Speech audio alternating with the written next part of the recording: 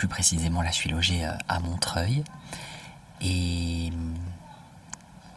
je suis là pour 5 jours pour un stage que je fais en création de documentaires sonores. Donc c'est un stage que je me suis offert. C'est un stage que je fais pour m'offrir un espace de création pendant 5 jours. Parce que déjà on a toujours des choses à apprendre même si on est dans le domaine. Et ensuite je me suis rendu compte que j'ai très peu d'espace pour créer des choses, des objets personnels, des choses personnelles, et que je suis souvent, j'allais dire un peu au service des autres. Donc je donne des formations, je donne des ateliers en création audio, et j'apprends aux gens à créer leurs objets, mais moi-même je n'en fabrique que très peu finalement. Ou en tout cas pas suffisamment à mon goût. Donc c'est 5 jours de stage. On est 9, ça a commencé lundi, ça termine vendredi. C'est à Pantin, dans un endroit qui s'appelle Artagon. C'est le collectif Transmission qui a créé ce format en fait, où Yel donne des ateliers de création sonore, de documentaire, d'initiation au logiciel de montage, enfin plein d'ateliers autour de la création radiophonique en fait. Et voilà, c'est très chouette. Chacun et chacune, on a présenté notre projet documentaire et on a 5 jours pour travailler dessus. Et aujourd'hui, on n'est pas obligé d'aller dans les lieux puisque les intervenantes ne sont pas là. Et on a une journée pour recueillir notre matière sonore. Donc ce matin, j'ai enregistré une première personne qui est un copain qui fait partie des personnes qui me logent ici à Montreuil, dans cette coloc. Et cet après-midi, je vais enregistrer mon frère. Le sujet de mon documentaire, donc ça s'appelle Proche, ça va s'appeler Proche au pluriel. Et l'idée, c'est d'interviewer, d'enregistrer des proches de personnes trans. J'ai toute une série de questions et je leur demande quel est leur rapport à cette transition, comment la personne leur a fait par exemple son coming out, qu'est-ce que ça leur a appris, etc. L'idée, c'est pas du tout d'aller interviewer des personnes proches de personnes trans qui sont des transphobes et des personnes qui ont des discours horribles. Pas du tout, c'est d'interviewer des personnes qui ont au contraire un peu maturé la question, qui sont des alliés, ou qui n'ont pas forcément maturé la question, mais en tout cas qui sont dans l'écoute, dans la bienveillance, dans l'idée aussi de respecter l'identité de leurs proches. C'est un sujet qui me tient très très à cœur. Je pense que ça peut être vraiment chouette, ça peut être très intéressant. C'est un projet que j'aimerais mener sur le temps assez long, sur le long cours, dans la mesure où j'aimerais interviewer entre 5-6 personnes à peu près, et faire s'entrecroiser en fait les paroles des gens. En fait, tisser une espèce de narration avec les différentes paroles des personnes interviewées. Je sais pas si c'est très clair, mais en gros par exemple se répondre certaines paroles. Y a des paroles qui vont sans doute, des témoignages qui vont sans doute s'opposer par exemple sur certains points, et donc faire entendre les oppositions sur différents aspects, sur différentes questions, etc. J'aimerais construire ça. Ce matin, j'ai commencé un petit peu à dérusher, donc c'est-à-dire à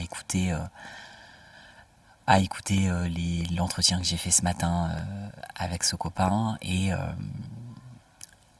à sélectionner les passages que j'aimerais mettre dans le documentaire, d'autres passages qui sont que je préfère supprimer, ou voilà. Et donc j'ai fait cette première chose. J'ai pas terminé du tout, mais j'ai commencé. Je suis à peu près à la moitié, je pense. Et voilà. Et c'est vrai que le temps passe très vite, puisque l'idée de vendredi, c'est de faire écouter un petit morceau, soit un petit début, soit un moment en fait qui pourrait être celui du documentaire, et donc de faire écouter ça aux participants et participantes du stage, aux intervenants et intervenantes, et d'avoir des retours. Voilà, donc ça ce sera vendredi. Donc finalement j'ai très peu de temps pour travailler. J'ai aujourd'hui, sachant que je suis assez fatigué aujourd'hui, la journée d'hier et d'avant-hier, c'était des journées assez intenses.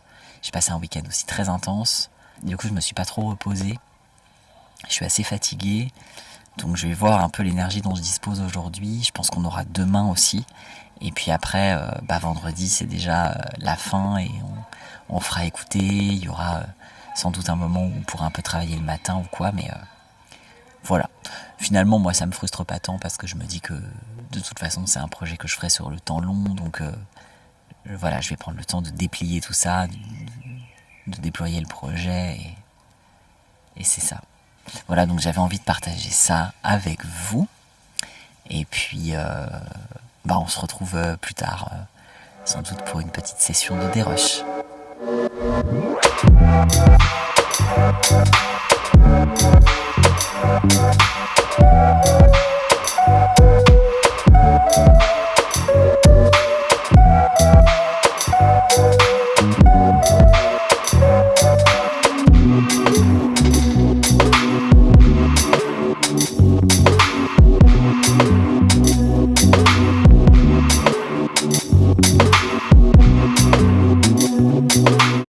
Et coucou! Alors je pense que vous n'êtes pas très droit, vous êtes calé sur mon sac à dos. Je suis présentement au bord d'une route, car mon téléphone n'a plus de batterie. Il a surchauffé, déjà il a plus de batterie, et ensuite il a surchauffé à cause de la chaleur. Voilà, donc là je suis arrêté au bord d'une route. Il y a des voitures qui passent, voilà. Le cadre n'est pas hyper idéal, mais ça, vous commencez à avoir l'habitude avec moi. On n'est jamais dans un cadre idéal, on est toujours sur la route. On est toujours en train de faire 1001 aventures.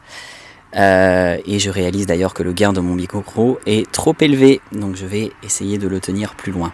Aujourd'hui, qu'est-ce qu'on fait ? Aujourd'hui, on est en route pour la SPA.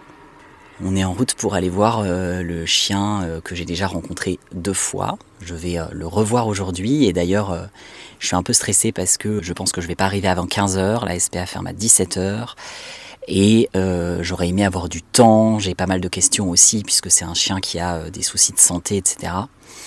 Et voilà, donc c'est pas hyper idéal, je me suis levé tard ce matin, là j'ai encore 1 heure de route. J'ai 1 heure de route sachant que je ne sais pas quand je redémarre puisqu'il faut que mon téléphone charge et se refroidisse, tout simplement. Déjà on est sur une petite victoire puisqu'il refusait de se charger comme la batterie était protégée, il fait très très chaud là. Je crois qu'à l'intérieur de l'habitacle il faisait 35 degrés, enfin voilà, il fait très chaud. Le téléphone contre la vitre, mauvais bail, il s'est mis en batterie protégée. Ce qui est plutôt chouette parce qu'au moins la batterie n'explose pas, ne s'abîme pas, etc. Mais ça fait que le téléphone ne charge plus. Et je suis parti avec très peu de batterie et donc il s'est éteint. J'étais au téléphone avec ma mère, voilà, bref, tout s'est éteint. Donc là, on est sur une petite aire de repos au bord d'une nationale. Je suis assez content d'aller voir le chien, je suis assez stressé aussi, c'est une grande décision là pour moi. Je me laisse encore la possibilité de ne pas faire ça, de ne pas l'adopter, puisque j'ai pas dit définitivement que j'allais l'adopter. J'ai commencé à faire quelques achats déjà, je me prépare à sa venue et en même temps je reste assez lucide sur le fait que c'est une grande décision. Je reste lucide aussi sur ma capacité à m'occuper de ce chien parce que ça reste un être vivant dont il faut s'occuper et j'ai envie de pouvoir le faire dans les meilleures conditions possibles et j'ai envie de pouvoir le faire de manière vraiment responsable.